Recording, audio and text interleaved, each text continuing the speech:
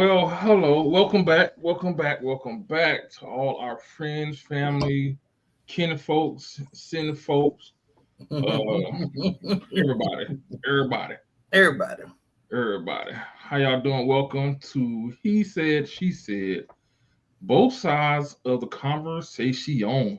Yes. I am the one and only D.A., aka your friendly neighborhood Libra, aka I know he just didn't say that. I love How it. with me, I have Sheronda L as in living life to the fullest, Barksdale. That's me. I'm your life empowerment coach over at Authentically Your Expressions, where I'm helping you live your most authentic life. Let's go. I'm ready for this conversation tonight. This is Yeah. a good one. Everybody ain't ready for this conversation, Everybody ain't ready. but they need to It's have this necessary. conversation. Why you ain't tell me I had a booger in my nose? You just got me on national TV with a booger in my nose. So I was supposed to get closer. Yeah, he's supposed to say, "What's that dangling from your?" Sorry, I didn't see it. I'm so sorry. Nah, it's all good. It's all good. I know somebody was like, "Is he got a? Does he have a?" Yeah, I just go ahead and just beat him to it. Look. So Yes, as I got one, and always, so do you. Shoot, whatever. yes. So as always, we like to tell y'all give our mission statement so you don't forget it. Our mission is to empower you to discover your true self through diverse perspectives on various topics. Meaning, stop lying to yourself. Be Period. real. Now let me talk. But for real, be authentic. Be for real. You don't have to send your representation. Yeah. I'm about to say your representative. But yeah. So Yeah, tonight's topic, you want to get no. Let's stop. Let's breathe. Woosah. that's cool. How's your week going? This hump day. So It's this week is humping. That's what it's doing. The week is freaking humping, but I'm gonna hump with it. I don't care. We're okay. gonna make this thing work. We're gonna rock hard, but it's going well. I try to keep a positive perspective on most things because what I've Mhm. learned about life is it all works out at the end. Message. It all works out in the end. So eventually everything's gonna be okay. So it's let me take the good with the bad, go with the ebbs and flows, and rock with it. Rock with, don't stop, get it, Get it. don't stop, get it. We're gonna rock. We got to, Yeah. period. So that's how my week's going. What about you? It's been an interesting week. I had to do manual labor this week. I've been kind of miss doing the manual labor actually. Okay. Sitting behind a desk and typing, being a Poindexter, like yeah. I Not kind that of Poindexter. yeah. I miss getting the dirt up under my fingernails. But You other than look that, like you could go between the two. I can see that. You should yeah. I to the can. I other. can. Yeah. I'm like Clark Kent and Superman. Hmm. See, and that's the funny thing about you being a Libra, me being a Gemini. Y'all have the scales, and we have the twins. So there's Hmm. always there's a level of balance. Period. Sometimes I got to show up this way, and sometimes I got to show up this way. But Yeah. we're still the same person. People like Geminis are so crazy. You never know. You're right. You never know. I don't want you to know what you about to get. To I be want you honest to with know. So you can be like, oh nah, I ain't finna fuck with him today. you, you don't know. Yeah. If you are in the room, yo, make sure y'all are clicking like and subscribe and sharing this episode because this is going to be all of our episodes are Yeah. powerful. I'm so proud to say all of these episodes have been quite powerful for us and for others. So make sure you're clicking that like button, that subscribe button, and sharing this out to the people that you know and turning those notifications on so you know when we go live because you want to be here for this. Yeah. Share this like y'all be sharing out the gossip. Who messing with who and what is it? The Real Housewives of the ghetto. Of the Share, share like that. Yeah. yes. Make sure you share. Make And if you're in the room, say hello. We like to know who's here. Don't be scared. We don't bite sometimes. Sometimes I Yeah, I do, brushed my teeth today, so yeah. but I Be asked real close. first. Can I bite you? And G be like, no. I'm like, how you just gonna say? I asked, so you Yeah, should say yes. yeah. The fuck? So you want to get into it? Get into Let's it. get Get into into it. it. You want me to get started first?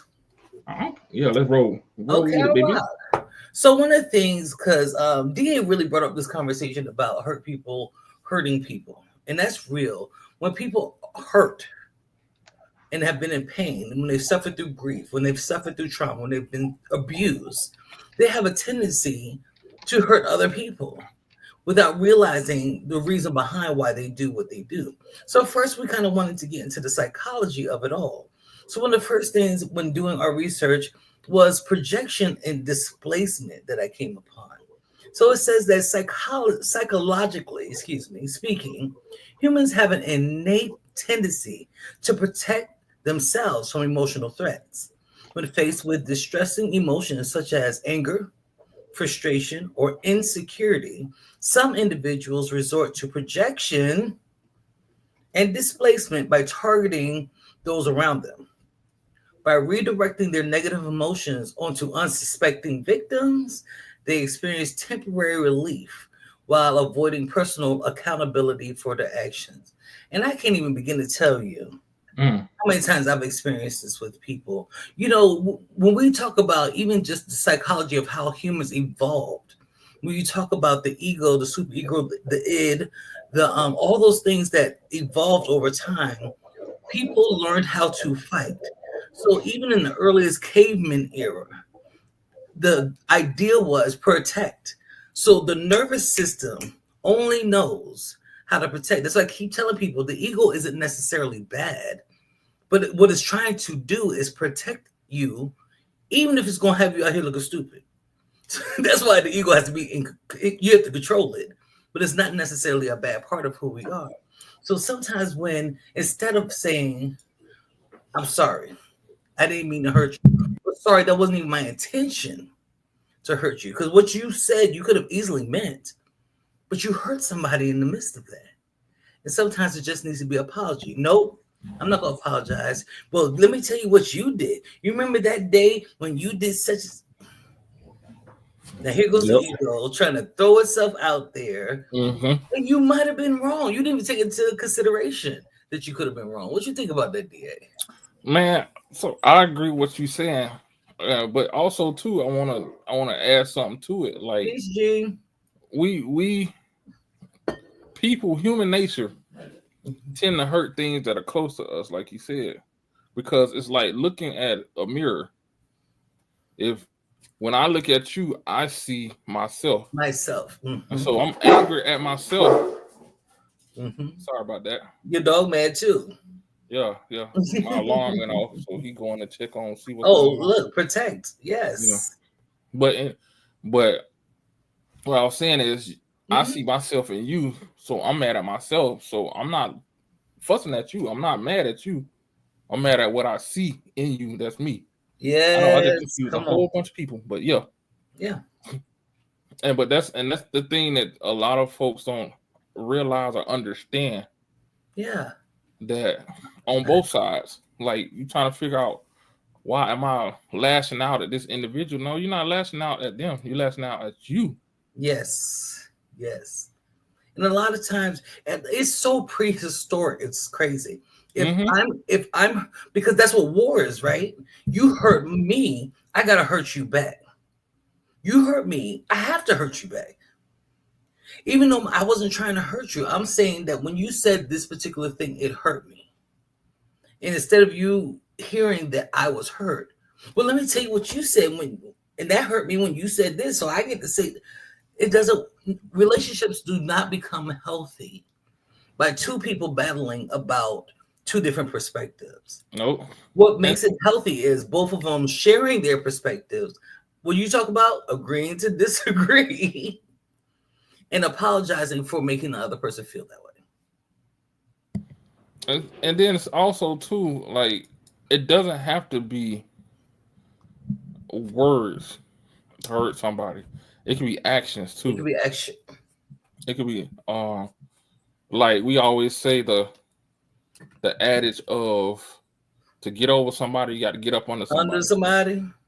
That's not good. That's not how it works. That's not good because again, you haven't healed from your torment or whatever pain Right. that you're feeling. So now what you're gonna do is take that pain out on somebody else, Yeah. not knowing that that's what the cause is. You Yeah. just see, oh, this person is available, so XYZ, we're gonna do this, and then the next thing you know, you just started another cycle. Now you pissed off at this individual again, that All this together. individual for the same shit, and it just Makes keep. no sense.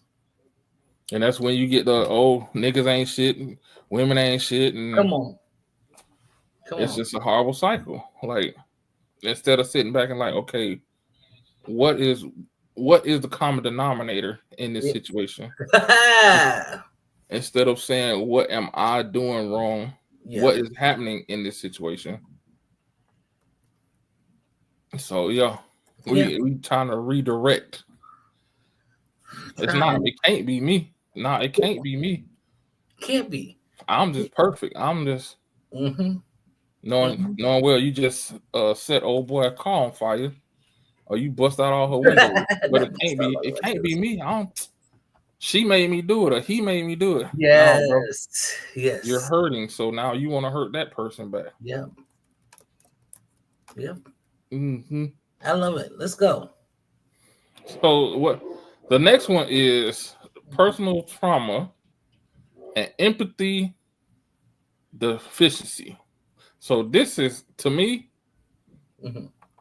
this is, I say it's two different things because I'm doing the research talking about it. Traumatic experiences influence a person responses to like stimulus. So basically, with somebody going through something, they're gonna respond to the exact same situation, the exact same way they responded before. Yes. So with that being said, that's gonna cause people to hurt more people versus the empathy deficiency. Yeah. That could be a sociopath, somebody who doesn't understand or doesn't know or doesn't realize that they're not empathetic to the situation or empathetic to the pain that they're causing that person. Or they may know and really just don't care. Yes. So yeah, and those examples are like physical abuse, sexual abuse, mental abuse, manipulation, what else? Targeting. I would say targeting people who are not targeting, taking advantage of people who are that's genuinely trying to just care for you. Yes. And that's just like that's just a cold, I say a psychotic, but not psychotic. Sociopath. Sociopaths. Because this person is really caring about you and you showing that they mean nothing to you. And sad to say, into examples that we see in today's society, it's getting worse and worse and worse because not only are you seeing it in like some of these shows and stuff, but now you're starting to see it from in the politics. Now you're starting to see it. You see that politics, yes. Yeah, you're starting to see it in just everyday life where people are less empathetic to situations. Yep. Absolutely agree. I know that was a mouthful. I said a lot. My throat dry. I'm not dealing with you. But yeah, personal trauma is spooky because personal trauma makes people they're less self-aware. Yeah. Because when you've dealt with enough trauma, it's almost normal. It's almost normal in people's heads. It's a part that really feels like this is a natural part of life. So even if they got into a relationship that looks healthy, they're going to find a way to create conflict. Yep. And they're going to find a way to hurt that person because they're used to the arguing. They're used to the bickering. They're not right if there's peace. I've seen people, and I'm a peaceful person. Listen, you cannot peace talking, TK. You cannot come in my space if you can't create peace in the space. Right. I don't want you here. You Right. cannot, if your energy needs a little bit of bickering and fighting and all that other extra stuff, I don't need you. There's somebody who do. Somebody will bust the windows out your car, and y'all can go back and forth and do those things. But what Sheronda's gonna do, you get to, let me tell you, you can't come to my house and not feel like you're about to fall asleep because you feel so much peace. Everybody come to my house and they be like, I'm ready to go to sleep. Yes, because there's peace here and tranquility. Because I search after it. I chase my peace. But I grew up in a traumatic household. Be clear. Ooh. And I learned. Come on. That's what I wait on. Yes, I had to evolve into a person who realized I can create some trauma. I was hurt. So I started hurting other people. The people that I wanted to be close to me. The ones I wanted to love the most. Fuck all that. I was hurting me. Fuck all the rest of them. Straight up. I hurt me. I was creating. Self-sabotage comes from this stuff right here. People, hurting people. We hurt ourselves before we hurt anybody else. So part of going out there and hurting other people is because we hurt first. We're hurting other people because the pain is here. So once I could call that into my truth, I had to pull it out. And be like, girl, somebody even had to say to me one time, you self-sabotage. I was like, and when I think I looked it up and sat with it and thought about it, and I was like, I don't even give myself the peace that I desire. How dare I beg somebody else for it? Come on. And you know what? Something that's is now. Before I say this, I'm gonna go ahead and do my disclaimer. These are just my thoughts. These are just how I see things.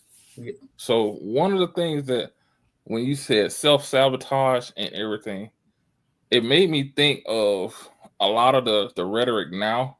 Yeah. When you have women talking up saying, oh, I need a man that can handle me. I need a man that can do this.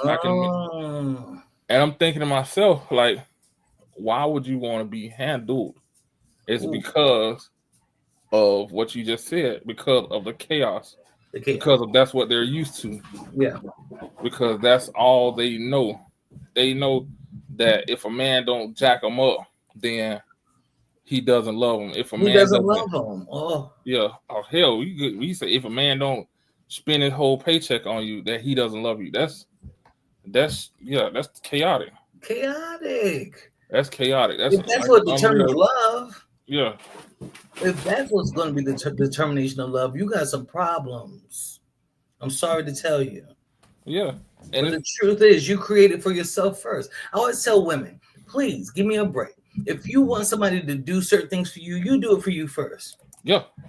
And it's the same thing with God. It's like it's the same, like the expectation we have on women or stuff like that is basically what we used to. Like, y'all hear this? Listen. What you need a strong woman for? Like what for what? What? Oh, can't no woman handle me. See? Why you want to be handled? You handle animals. Like, are you an animal? Oh, you better come on. What's really going on? Like, it's because they're used to that chaos and they feel that if it's not chaotic, then there's something wrong. If you're not, every time you talk to somebody, you're not yelling, you don't love them. Every time you talk to somebody, that is some type of stress, tension. Oh, that's passion. Nah, motherfucker. That ain't passion. It's not. It's not passion. That's a power struggle. I love that, man. I love that part of this topic because that's real. If you can't identify it in yourself and you can't understand what your personal, this is why I do shadow work. This is the importance of shadow work. Shadow work brings you. As a life coach, you come to me. The TK said, chaos in the middle of in the middle of a tornado. Period. I give you. I'm about to hand you your own ass. not in the most disrespectful way, but for pure awareness, for you to understand who you are and what built who you are. So it's not even to blame the people who brought you up, affected you, did anything. It's for you to have an awareness of where your understanding and perspective of life came from. Because if you can understand, oh, I watched my dad choke my mom out. Oh, I watched my mom shoot at my daddy or push him downstairs. When you can understand why your perspective of relationships is what it is, then you could create something healthy for yourself. But until you get to the space where you can be empathetic to you and to others, I don't know. You're gonna hurt people. Hurt people, hurt people. You brought up a couple examples. Made me think of like growing up. Like folks used to always talk about how their mom and dad had be running men and women out the house, and I was like, that's traumatic. That's chaos. It's straight chaos. It's straight trauma. And it's not like, cute.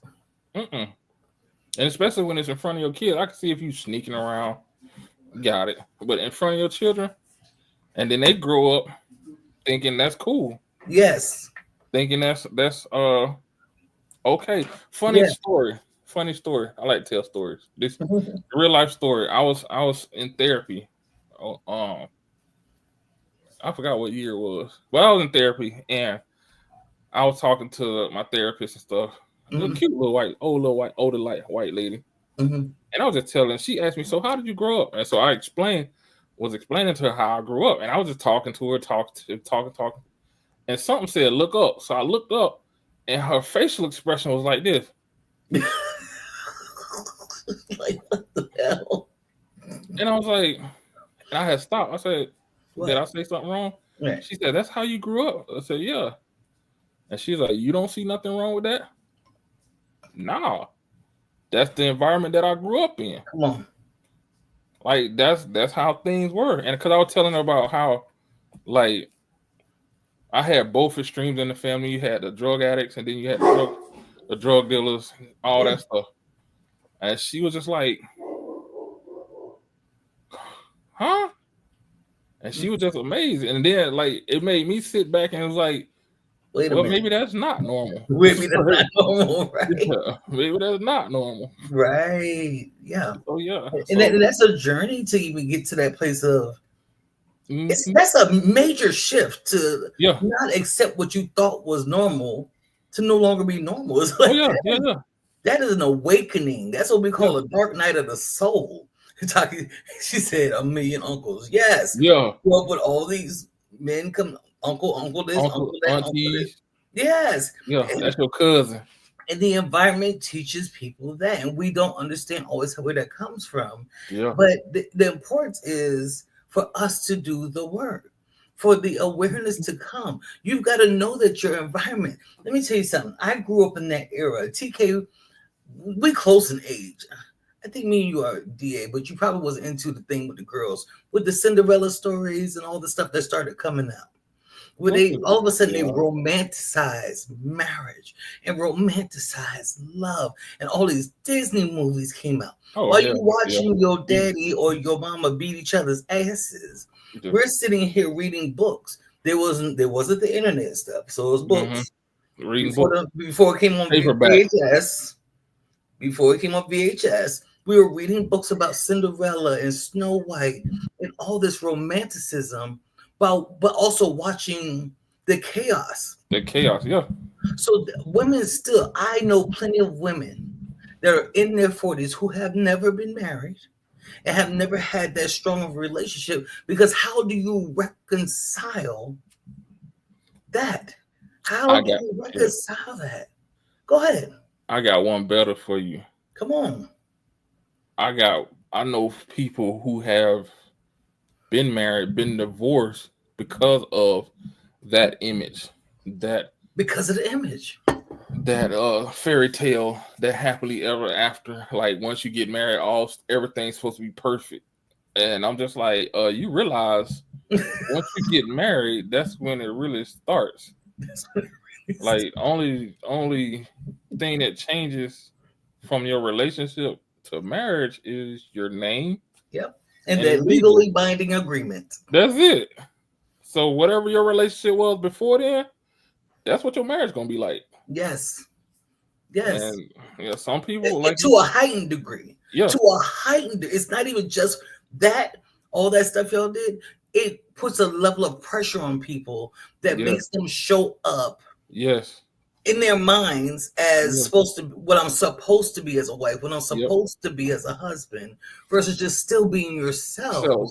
And we just have this binding agreement and we had a celebration for it. People shift. I tell people it is a monster. I'm telling you, something enters into marriage. Something about that day. I've been married twice to the same man too. I won't talk about it, but it makes it a bigger entity. Marriage has its own entity, and I'm not saying good or bad. I'm just saying it's its own. It is, yeah. And so you have to be able to reconcile. Again, this person's coming with their hurt. You're coming with your hurt. What the environment you came from, the environment they came from. Come on. Yeah, I married that man twice, TK. I love my cow though. And it comes together. Yes. And then you like, okay. But then also you got to look at too, like we were just talking, we kind of dipped into it and dipped out of the environment that you in. The environment you in, regardless if you married, single, dating, whatever, it's the environment. Because if you, what's the adage? Birds of a feather flock together. I don't care how clean you are. Come on. Hang around the same people, you're gonna end up dirty inadvertently. like folks say, what is innocent bystander catching strays? Yeah. And that's part of the environment, because you start to learn behaviors from based off of what you've seen. Even what we have, what I wrote out was witnessing repeated aggression without consequences. That makes it that much worse. That's we go into recidivism and all things like that at this point, where you're going to keep repeating a behavior because nobody has checked it. No one has checked it. And again, we're back into that Cinderella story that we think is supposed to exist, instead of understanding that this battle that me and this person that I love are having does not mean that we need to put our hands on each other. It doesn't mean we hate each other. It doesn't mean we need to separate from each other. It means that we don't understand each other right now. Right. But when we're hurting, y'all, we got to do the work, man. Yeah. When you hurt, you lash out. You lash out. You be cussing people out for no reason. You're like, damn. Then you get mad because don't nobody want to hang around you. Exactly. You can't have it both ways. And the thing that you said, because when you said the phrase witness repeated aggression without consequences, first thing popped in my head was athletes. Ooh. First thing popped in my head. Because if you look at, especially the ones that come from nothing, you always hear that story. Yes. You always hear that story. And the sad part about it is the no consequence is not the consequence. It's a reward. It's a reward. And it's crazy. The Huxtables, not everybody. The Huxtables ain't nobody life. Let's be clear. Well, it's some people's life that's the Huxtables. But again, we just said it. They had to work at it. The Huxtables was scripted. That's why it's nobody's life. But you still gotta work at it though. Because they have to work. They had their tension. Like Felicia Rashad was putting it on them. She was putting it on them. Bill, going through the he said, she said, I'm still going to stick with it. That scripted thing made it look good. Bill, especially during a time when we needed to see it that way. Yeah, we needed that at that time. Yeah, because they were doing a crack era, so we needed to see a positive example of. But they did address some of the issues that we was going through. The racism, not the poverty so much, but the drugs, stuff like that. They touched it gently. Yeah. It's a gentle little feather. Because I was watching my father in and out of rehabs, in and out of jail. That's what I was watching my father do during the time. No, I had uncles like that. Well, which just, it's funny that he just went back. But anyway, so Before we go into this next half of the show, I want to say make sure if you're in here, make sure you're clicking like, subscribe, comment. We want to interact with y'all. Yes. Make sure you're sharing this video because I think it's a great topic that people need to send us messages. We want messages. We love messages. Email or on here. The email is he said. The email is he said, she said. Wait, it's 2025 first. Yeah, I'm sorry. 2025. He said, she said at Gmail. I always do it backwards too. When I'm signing in, I'll be like, okay. Because somebody already stole he said, she said. I was like, oh, okay. Makes sense. Nah, I'm so used to putting the date at the end at work. That's why I'll be like, I'll be doing it. I do it too. Yeah. Yeah. I created the damn thing and I still do it. Okay, so let's not talk about that. So let's talk. Let's sit on that, the environmental factors, because this is I love it. I want to talk about the TV show. We were just talking about Huxtables. Yes. What about Good Times? What you think about was Good more? Times? I think that got closer to reality than the Huxtables. Really? I do. Okay. Because of the poverty of it all. For me, when I watched it, and again, I was very young, and I love me some Penny. I love me Janet. Okay. But even with her and her mother burning, like her mother, they showed a burn mark on her back. Yeah. From her mother with this iron. Like that was really happening in the ghetto. Yep. And people still manage to find time to dance and sing. And the reason why I said I use Good Times for twofold. Twofold. One is to show the environment piece. But then two, what you just said, even though they had hard times, they still found ways to enjoy life, to communicate, to uplift everybody. Yes. Like even with what's her name? I can't think of the pimp name. Came in with a coat. You know what I'm talking about? He was scary though. Yeah, he can't. But at first he was scary, but then everybody else, like later on in the show, he became part of the family. He became part of the family. Yeah. Sweet Dad? Was it Sweet Daddy? Something like that. His name. Yeah. Yeah. Everybody became part of the family, and it was like a 2-bedroom apartment. You know when they piled that made it so real. The way JJ and Michael had to sleep on this pull-out couch together. The way they set it up was so, I don't want to say glorifying it was survival. It was survival of the ghetto. That's what I picked up from. Yes. And that plays into a lot of what we're seeing today when it comes to this hurt people, because I came up like this. I grew up like this. So it's okay. Or I grew up like this. I'm mad because my mother sent me to school with my brother's hand-me-downs or my sister's hand-me-downs. I had people. You better come to school with their sister hand-me-downs, and now as a grown person, I still harbor that anger, but because of the embarrassment or whatever. So now you're acting out. You're looking at people who are in that situation. Yeah, you're looking down on them. Yes. So it doesn't have to be, and the reason why I'm saying all of this is because it doesn't have to be the physical abuse or whatever, or the actual relationship between two people. It could just be in general.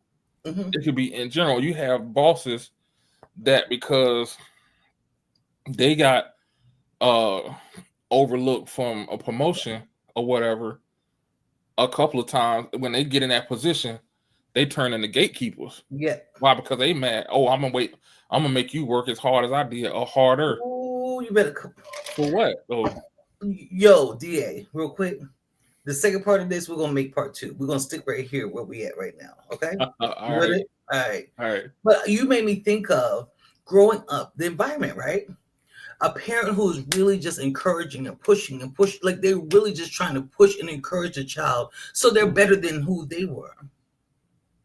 And that still ends up being a shadow, a part of what they felt was abusive because they wanted an emotional connection to that parent. So the parent was hurting from their own parent Probably not doing enough, not sure. My dad never showed up. So when I have a son, I'm gonna be right there in his face. I'm gonna push. But when I have a daughter, I'm gonna make sure my daughter do this, that, and the third. And so the child now feels like they're suffering because even when you mean good, even when your intentions are good, here you go with a child who's saying, "You never loved me. You pushed me too hard." Mm-hmm. And I'm witnessing that now in a certain situation. Kid was in love with football. I'm talking about in love with football. Mm-hmm. Parent pushing. You need to do this. You need to keep doing this. You need to keep doing that. You need to be here. You need to do da da da da da. He just quit. Yep. See? And I was just like, why did you quit? It's not fun no more. So the shortcomings that we have, the regrets, because it's not shortcomings. The regrets we have are the things that cause us that pain and worry. We transfer that to the people around us, not just our kids, to our significant other, to our friends, to co-workers. Yeah, because that's how we would like to be, or we weren't allowed the opportunity to do, or whatever. Like, yes, I even think about teachers, about how there's been teachers out there that have made children feel horrible. It's nothing going on at home in particular. But this child's trying to endure something every single day with a teacher who is downgrading them, making them feel stupid, like they can't do enough, like there's nothing ever right about me. There's nothing ever right about me. And that influence. But that teacher was hurt. I'm telling you, I've had to heal so many different wounds without having the other person apologize. But healing my own hurt because of things that people said about me that I believed. And had taken it out on other people. I believed them. Come on now. I believe what they said about me. When you hear something over and over and over again, I don't care where it comes from. Even society is an environment. Oh, yes. That's what I'm waiting on. Yes. Come on. When society is an environment. Growing up as a little girl is when we first started seeing black baby dolls. So when you just have one first time with white baby dolls. You didn't see them till what, the 90s? It had to been the 80s, man. Yeah, I forgot you was in Beaufort. You grew up in Beaufort. Yo. I forgot. You ain't gonna forget Beaufort though. Yeah, nah. That's all I'm gonna say about that. But society has a way to influence how we feel about ourselves, and if that causes hurt, and it's and the more we talk about it, the more it's like. So let me ask you this question before I go on. What do you think is the biggest influencer of creating hurt people that's going to continue that cycle? Parents. Period. It's biological because that's biological. Okay. For me, it's the way a mother receives a child, even if it's postpartum depression and things that a woman goes through, and they reject a baby that early on, influences them whether we know it or not. It's not intentional. Remember, I said it's not always intentional. Right. Postpartum depression is real. But that feeling of, I don't feel attached to this child. I want somebody else to get it. A father who doesn't want to connect to the child. That may not be my baby. All those things, I feel like from the jump, when we enter the earth and how we are received is the number one influencer to me. Okay. But you remember, I work off of shadow work. So I have my theoretical belief system is in the years of 0 to 8. Yeah. That's because I was thinking more of the environment, but that plays that part of the environment. Because that's part of that's legit. I think babies feel it before they're born. I remember my oldest child bickering with his dad, and anytime we argued, he was more aggravated. Yeah. Yes, I could feel him more so then. And then they'll come out with some like angry. Yeah. He came 3 months early, DA. Yeah. My baby almost didn't survive because of the trauma of the environment. Yeah. He was like, I can no longer be inside of you now, miss. I Right. can't be in you anymore because this right here, what y'all doing is stressful. Leave me at the hospital.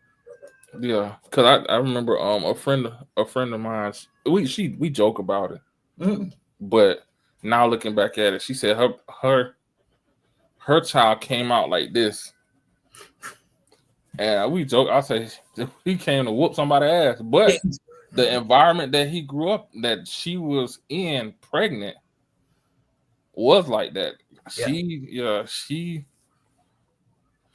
We had to talk off the ledge a couple of times. I believe it. And I'm just like, and now like look now to getting the experience that I did and just thinking about it, like all these examples of stuff just pop in my head. Like, yeah, that was all together. Yeah. I will go even further. I think there's generational hurt. Oh yeah. I think it's in our. I think that's part of the breaking the generational curses and things like that, because I think even in the bloodline, before we were even thought of by our parents, it was already running through the trauma that people that look like us went through, were rejected, are still rejected. Let's be clear about it. Let's be clear, are still being hounded and harassed and all these things. It becomes an innate part of you where you do probably, you see these babies coming out like this. Yeah. My youngest one did, but his dad was a fighter too. And he used to drink like this. Oh yeah. I'd be like, okay, I know F the world, but little boy, it's kind of right. But it's almost this innate part of us that feels the need because of pain that we didn't even experience on our own, that we will hurt people. Yeah. So I'm glad you took it down that road, because it's the old adage that you be like, oh boy, you act just like your great granddaddy, or you act just like such and such. That's the same thing. It's transferred. It's transferred through the same way that your looks and stuff. Yeah. And a lot of folks, and it's been studies that shown that it's put as possible. Yes. They have plenty of studies that have shown that. And I'll even go here. When I work with clients, especially women who had issues with their mom, and they'll be like, I don't want to be like my mother. I don't want to be the type of mother my mother was. Guess why you will be? Yeah. Because you're focusing on her in order to not be her. So you still got to be her because your focus is on her. You think you're going to do the opposite, but you're not. End up doing the exact same you're thing. still doing the exact same thing because you're connecting to what? Hurt. Instead of receiving that she's been hurt, and that's why she hurt you. So you got to relieve yourself of her hurt, lady, that's yours, and relieve yourself of your own hurt so that you can do something different. And it's just not women; it's men too. It's men too. Like I'm gonna keep it 100. Like the deadbeat dads, I guarantee you, if you look at their track record, the one with a whole bunch of kids from different, like 17 different baby mamas, mother of kids, it's because their father was the same way. Their father was absent. It's because their family had I don't want to say a tradition, but had a lineage of people doing that. And it's wild because I'm gonna use myself for an example. I didn't know my father. I didn't meet him till I was 18. Wow. In college. Yeah, I knew of him. Yeah. I talked to him like once or twice, but I didn't physically meet him until then. And my mother used to always say, "You just like your daddy. You just like your daddy." And I'm thinking to myself, "How the fuck is that?" And I don't even know the nigga. I don't even know. Yeah, so I'm like, okay. But after we met and started interacting and stuff, I used to see stuff that he did, and I'm like, shit, I do that. And I'm like, and make it even worse. I ain't gonna say worse. Make it even add to it, like our looks, mannerisms, and everything. And I've never been around him. I met him at 18. Yeah. Looks, mannerism, everything. I walked in a barbershop. How I met him, I went to my grandfather's funeral. and I went to a barbershop. Now I was with my aunt. My dad wasn't even there. I was with my aunt. Everybody in the barbershop thought I was him. Wow. They literally like, "What's up, boy?" I'm looking around like, who they talking to? Man, stop acting like you don't know. I'm like, bro, I don't know. And she had to tell him like, hey, no, this is his son. Like, oh, hell, boy, you look just like your daddy, boy. I was just like, oh, hell, here we go. Yeah. But yeah, that's part of it. Like, yeah, it is. I'm gonna bring up this part when we were talking about personal trauma and empathy. Those who haven't experienced genuine care and compassion they struggle to understand the impact of their harmful actions on other people's lives. And then you were talking about sociopaths. Sociopaths, there's no feeling. They can easily do anything to anybody and not understand why that person's upset. And but that definition is I hate to say it, like majority of the black community. What you just said. Yeah. It's a lack of self accountability, like being accountable that I made a mistake. It's something like people hate saying I made a mistake. Yeah, and I. What is that? We were having a conversation. I was talking to. When I was in the military with a young black soldiers and stuff. We were just talking random stuff. Yeah. And I was like, y'all know it's okay to say I'm sorry, right? You know it's okay. And not my bad, no. Because that's still saying you're not taking accountability. I said, you know it's okay. I didn't mean to make you feel that way. I'm sorry. Yeah. Even if it wasn't your intention, can you say that wasn't my intention, but I'm so sorry I made you feel that way. And that took us down not a rabbit hole, but we started talking about how we as black people don't interact with care. Like we don't, when we see another black person, we scour up and be looking to silence them up. But we see somebody else, hey, how you doing? Hi. And I'm just like, why do we do that? Why do we do that? They're not accepting you, no way. Yeah. And the same thing with women. And this what took us down the rabbit hole. I was because one dude was like, well, what if I tell a black woman to smile, she gonna get mad? I said that's her right. However, then I went to the sister and I was like, why don't you smile with somebody? And he's not trying to flirt. He's just saying it's all right. Yeah, it's all right. But if I'm postured here, do I want to hear you tell me to smile? Yeah.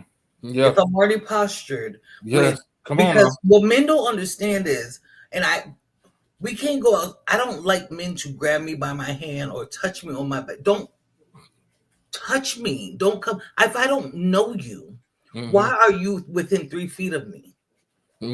So women have to endure this thing of possibly being I can't stand it. Don't come grab my hand. Hey, pretty lady. Hold the door open. Beautiful. Have a conversation. No problem. Don't tell me what to do. Don't tell me to smile. But see, I never took offense to it because I know I understand where it's coming from. A genuine place of smile. I want to see you smile. But I prefer men who make me laugh. Give me a good giggle and let me go about my damn business. Don't touch me and don't tell me what to do. Because again, especially as black women, we're this. It is not simply just against black men. It's against the world. We feel like we have to protect. We feel like black men don't protect us enough, and we definitely know white women ain't doing it. And white men definitely ain't doing it. They're number one.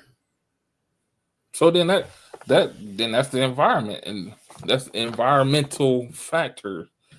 So she's hurt. So she goes and she lashes out at him. And that was my point. Like, and I That's a whole nother conversation. That's a whole nother show. We open a whole book. We about to because I was about to go there, but I said, you know what? Let's stay on this topic. Conversation for another day. Let's stay on this topic. Let's stay on this topic. But it does play into one thing that I found as well when you described it. It's the power dynamic that causes people to hurt other folks too. So it makes sense why Black women feel they're the least protected because of the power dynamic, the way it's set up. Because if you look at historically how it was always the wasp first, and then the white woman, and then the black man, and then the black woman. Historically. Yeah. Even though we're the smartest, we're the ones who got the most college degrees, we're the ones who hold up. And again, it goes back. Now we're getting into historical knowledge of trauma and hurt and stuff like that. Yes. It's because of the impact of things that happened prior to us being born. Like everything was stripped from you. Your protector, when the black man tried to protect, what happened? He was beaten or hung. Yeah. And when it came down to it, at times you had to give yourself to protect your family. So that like again, that plays into the power dynamics. And like we said earlier, a lot of that stuff ties into the things that we do now. Our hurt comes from. Absolutely. Yeah, how we are hurting each other now. Like, and I'm gonna try to get this out so we can wrap it up. But that ties into a lot of the things that you're seeing now when it comes to the youth of the Black community, because a lot of these kids feel like nobody cares about them. A lot of these kids feel like they have no guidance. Nobody gives a fuck about them. So why should I give a fuck about anybody else? Yeah, including myself. Yeah, and that's what I'm about to say. And which sadly makes sense, but sadly is twisted, and sadly nobody has actually said, "Look, young blood, you're wrong. We care about you." Because the first thing we'll say is, y'all wild and y'all YNs are doing XYZ. Yeah. First, it's like, look, young blood, let me holler at you real quick. Yeah. Yeah.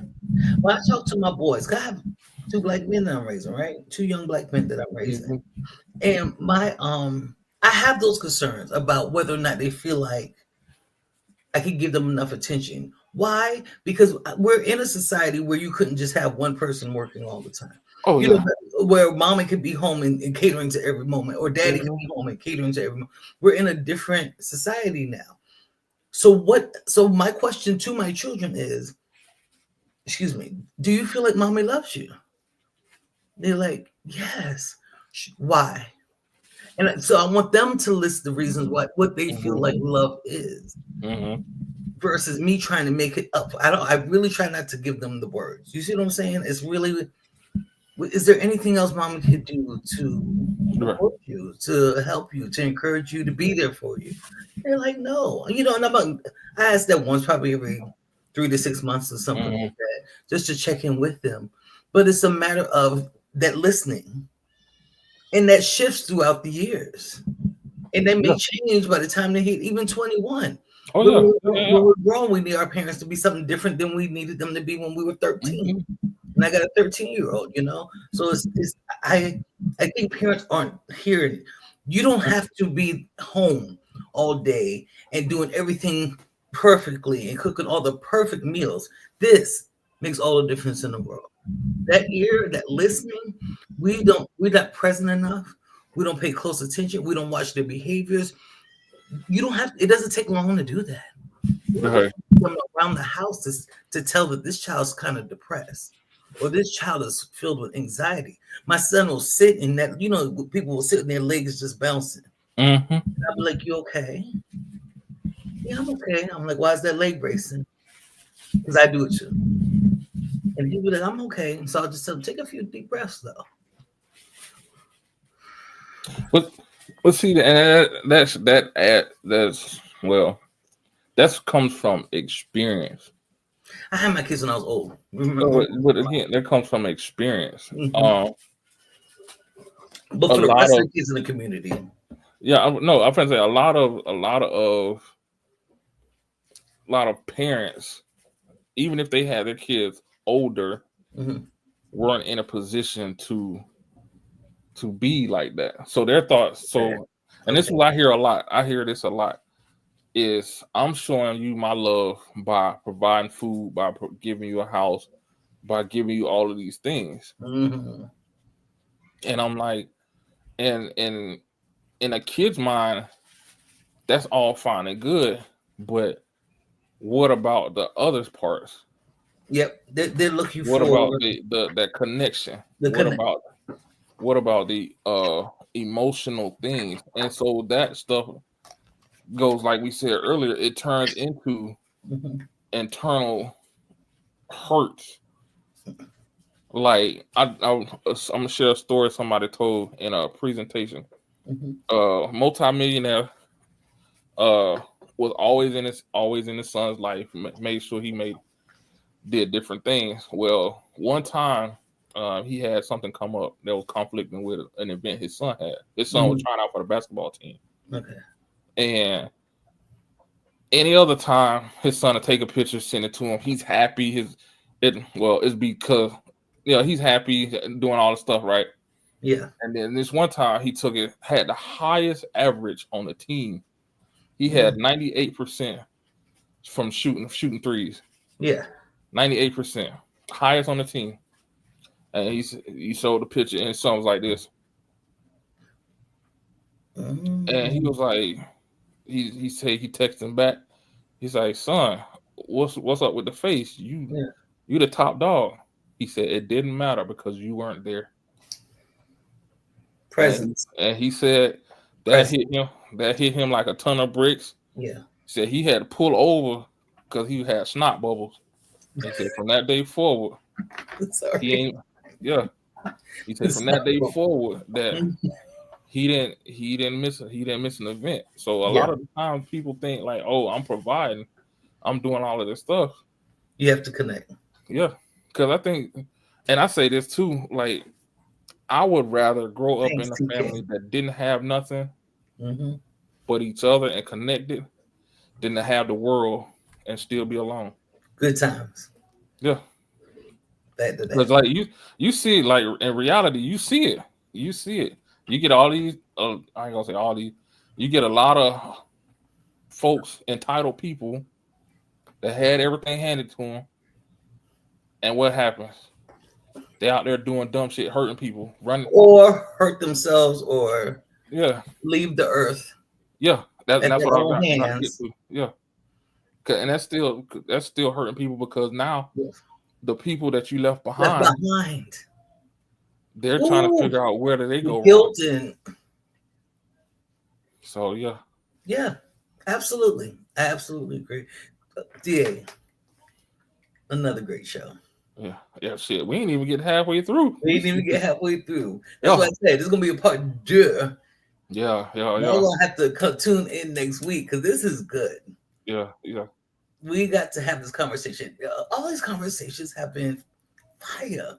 They Yeah, have been flame. I need to figure out how to put some flames up here real quick. They have been fire and necessary. yeah. I love these type of conversations, and our hope, I know, for DA as well as myself, is to begin to help heal the community. We want to have these conversations so that men and women, mothers and fathers, people who connect on this level, he said, she said, those who can connect, because not this is the platform isn't for everyone, and we ain't about to beef with y'all about that, and that's okay. But in this space right here, how can we be the best? How do me and him show up the Mm-hmm. best for you all in our community so that we can begin to heal some of these things? Mm-hmm. Yeah. You want to close this out? Yeah. So the topic was hurt people hurt people. it's a moving topic. It's a heavy topic, but it doesn't have to be. Like if we just take the time out, and when I say we, I'm talking about human beings, Yes. especially in our community, just take the time out and seek to understand everybody. Seek to understand yourself and believe that you can. A lot of these topics will not be topics. Exactly. They can It's, start it's to go okay. away. It's okay to evolve. It's okay to admit a vulnerability because it's not you being vulnerable. It's you acknowledging and being self-aware. Yes. So with that, please pay attention. I'm not gonna say just listen, even if you don't agree, Yeah. just listen. Because Please. one day something's gonna touch you. Yeah. And you might be able to help somebody else with this information. Hmm. Yeah. So y'all make sure y'all are clicking like, subscribe, share, turn it on that notification button. Like DA said earlier, if there's a topic that y'all want to talk about or y'all would love for us to address, email us at 2025. He said, she said at gmail.com, and we'll read it, check it out, and see what we can do. Yes. Mhm. Yes. All right. And on that note, we will say peace. Good night. Peace. God bless. God bless.